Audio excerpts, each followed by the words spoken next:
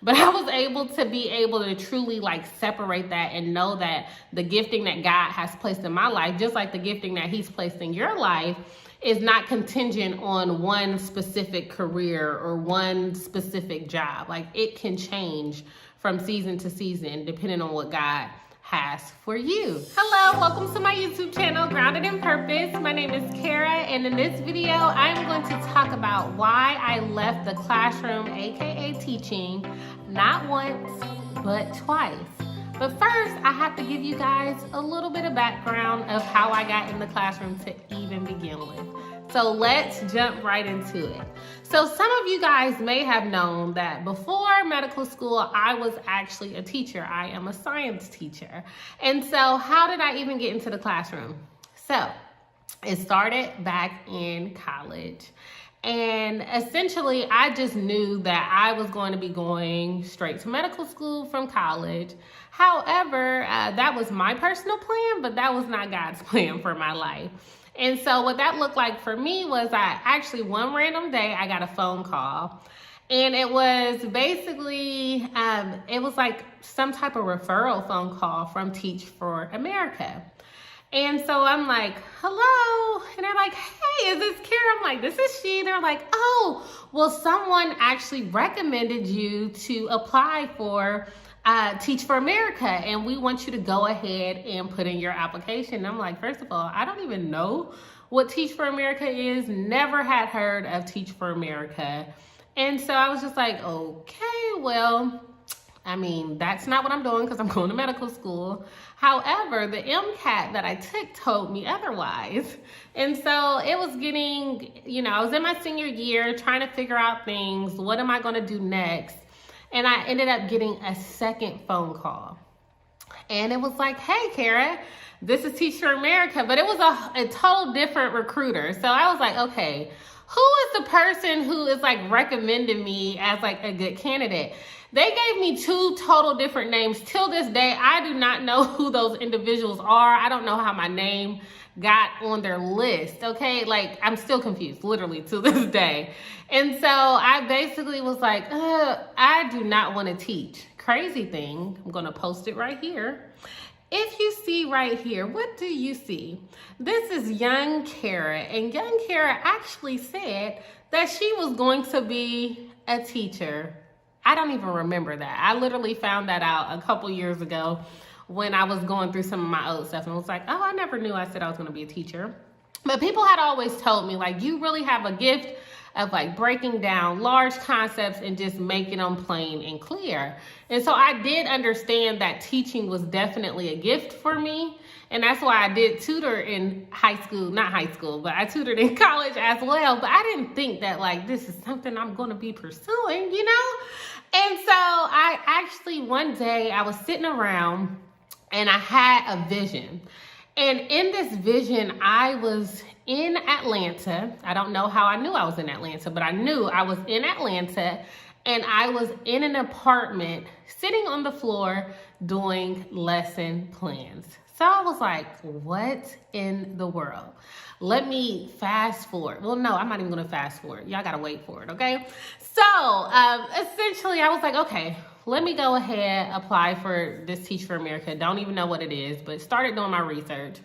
Went ahead, I made it through the first round, which everyone's like, oh my gosh, Teach for America is so competitive. You made it past the first round. I'm thinking like, this was a little basic application. Like, it was fine. Like, I'll be fine. So for the second round, I got invited to go to Atlanta and to present in person a lesson plan.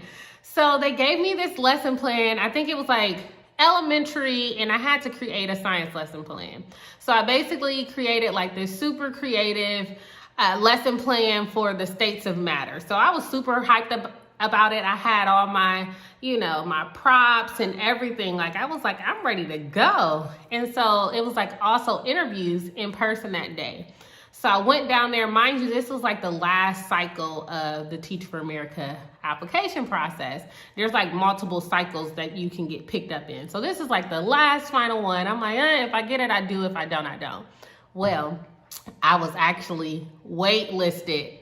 So going into graduation, many people do not know, but I literally had no clue what was next for me. Like, I didn't know because I was on the wait list for Teach for America, so I didn't know what I was going to be doing next. I just knew, like, I'm not going home. Like, it is an option, but it's not an option for me.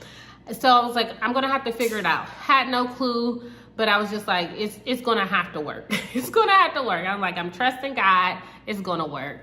Sure enough, I want to say like shortly after graduation, I found out that I had been picked off of the waiting list. And the thing with Teach for America, you have to rank your regions by choice. So Atlanta was number 1, I want to say. Charlotte was number 2. And I think it was somewhere else in the South was number 3. I don't even remember. But so I was like, I really hope I get Atlanta. Like, that would be super dope to start my teaching career in Atlanta. And sure enough, got off the waiting list and I was on my way. So for Teach for America, you actually have to go through like a summer intensive boot camp. So I did my summer intensive boot camp, had to take a test to get my provisional teaching certificate. Went ahead, did my test. When I tell you I did not study for it, because I'm like, this is science. Like, what do I really need to know? Like, what is this really going to be about? Y'all, when I tell you, I went in that test, I passed the first part with flying colors. The part with the essays, you guys, I failed it miserably. Now, mind you, in undergrad, I was not like the typical like bio pre-med major. I was clinical laboratory science. So I had to take one biology class during my freshman year. After that, no bio. During this test, they asked me questions. They said, what is the tundra? I'm like, I don't know. I don't remember that. They asked what the taiga was, and I was just like, I have no clue. So needless to say, I failed my teaching test. And it wasn't that I failed because I was, prepared and planned. I did not have a plan. I did not prepare, and I was feeling myself. And when I tell you I got humbled immediately, okay? So leading on to that, I went ahead and I was just like, well, don't know what I'm going to do, but I know I had a vision. I'm going to be in Atlanta. Oh, and back to the part where I said I would fast forward to. It's so crazy. The apartment that I ended up getting in Atlanta was literally the same apartment that I saw in my vision. So I just knew, like, this is where God is going to want me to be in this season in my life. So I was just trusting him. Even though there was a lot of uncertainties, I am, if you know anything about me, my family and friends know, I am not a plan B planner at all. Like, I'm always about the plan A. If anything, the plan A, if it includes detours, that's what it is. But I don't switch from plan to plan to plan. I feel like my life, everything that happens to me is literally, it's the same plan. I wasn't aware of it, right? But God, he already knew. So I just say God's plan is plan A. If I want to put a plan B, that's something that I'm trying to milk and finesse within my own self. But I just trust him in that way. So yeah, so failed the test. This is like literally a couple weeks before school is starting.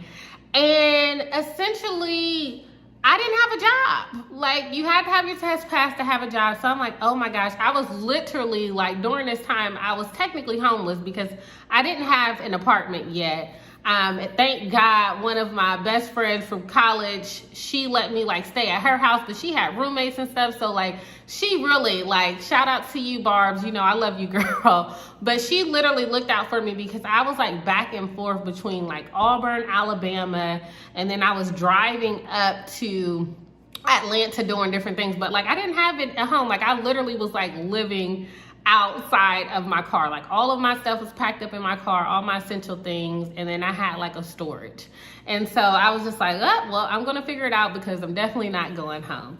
And so I was staying with her and just trying to figure some things out, to be honest. But I was just like, well, God said this is where I'm gonna be, and I'm just gonna trust that this is where I'm going to be. So sure enough, I ended up getting a phone call literally like a week before the school year was planned to start, from the principal of my first school. And she's like, hey, I just want to let you know that we would love to have you at our school. So I'm like, okay. I'm like super excited. Like I got a job, like, I can breathe. I can go look for somewhere to live. And so I was so happy. One of my friends helped me like move down, and we found, like I said, I found the apartment, looked like just like my vision. I was really excited about that. And so I didn't get to do any of the new teacher, what is it called? Like orientation. I literally was just kind of thrown into the classroom. Now granted, I had my little training, but it wasn't much. And actually my training was in math. And the crazy thing, excuse me, I need some water. But the crazy thing is that when you do Teach for America, you don't necessarily know what content area you're going to be teaching in. Like you let them know what your strengths are, but that's about it. And so I didn't know what I was going to be teaching. Mind you, school starts in a week. Like this is my first time being in the classroom. Like I was like, OMG. So I went to school, did my little orientation with the school, but not like the new teacher orientation. So I'm with all the vets, and they're just like looking like, okay, we got another, young teacher coming in, okay. So I literally found out like, not only am I teaching one subject, but I'm gonna be teaching 2 subjects. So my first year I was teaching biology and I was teaching anatomy. And so I taught for about 4 years, and then that is when I ended up leaving the classroom the first time in order to go to medical school. But when I tell you guys, it was extremely hard for me to leave the classroom because the classroom had became like my safe haven. It was like my comfort zone. Like I really loved my kids. I don't even call them my students, my kids. Like till this day, like some of them are probably watching this video now and they know like I love them. And so it was really hard for me to leave. Like I had, created like really good friendships with some of my coworkers. Like I consider them sisters to this day. So it was really hard. I was coaching basketball. I was coaching track. Like I was like, so much of my identity was literally in me being an educator. So so that is why I left the classroom the first time. So then of course it's like, well, how did you get in the classroom a second time to leave a second time? So as you guys know, we're gonna speed this story up a little bit. So went to medical school for a few years, failed step 1, got dismissed, and then it was what is next. And so during that time, I told you guys I applied to like over 200 applications. It was crazy. I was either overqualified or underqualified. And the crazy thing is like, I really had to humble myself because I'm like, I still have all these amazing experiences. Like, why is no one hiring me? So during that time that I was dismissed from med school, I was actually substitute teaching. So the great thing is I had an opportunity to substitute at like my old high school that I went to. I got to actually substitute for my little brother. Like the kids didn't know that he was my little brother, but it was really great. It was really great. I got to teach like friends that I went to school with, their kids. I was teaching them, like it was crazy. Like, I know your mama, I know your auntie. Like it was really great. Just being able to have like that camaraderie, being back home and feeling like I was giving back on that level. So I actually enjoyed the year of substituting. And then that's kind of how through substituting, one of the principals had found out about me and found out that I was a science teacher and they were looking for a science teacher. And so he was like, hey, you should come to the classroom. And during that time, I was really praying about what my next direction was going to be. And I knew that it needed to be very intentional and it needed to serve a larger purpose than myself, right? And it happened to be the classroom. And it was really for me getting out of my comfort zone and really getting out of the pride of like, oh my gosh, when I left the classroom the first time, I said that like, I'm never going back to teach again. Like that chapter is closed. So for that chapter to have an opportunity to be reopened, it was just like, oh my goodness. Like I was grateful, but then I was like kind of nervous because I'm like, ooh, am I still about this life in that way, And so I really just was obedient, to be honest, in that season. And just like I was obedient when I left the classroom, right? Because mind you, I left the classroom technically a year before I even got accepted into medical school. And I was actually like serving, I was substitute teaching, I was doing all types of like miscellaneous stuff in that year. But I knew, like, in order for me to be blessed in this season, like, I have to be uncomfortable.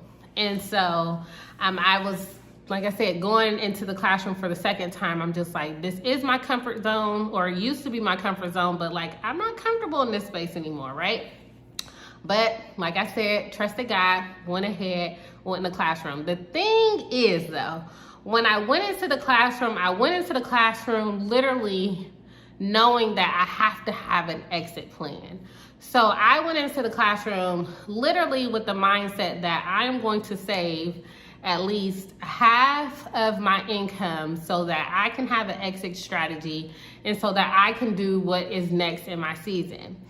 And so that's exactly what I did. I had to move back home. So that was definitely a humbling experience. And so ultimately, like, why did I leave? Like, why did I have that exit plan to come to the classroom, to know that I was going to get attached, and then to basically have to leave, right? So it was so hard for me. Literally last February, right before COVID, is when I actually made the decision that I am going to leave the classroom. I gave my resignation, and actually because of COVID, they were like, hey, there's a delay. If by any chance you want to go ahead and stay, like, we will renew your contract. And I was like, I can't.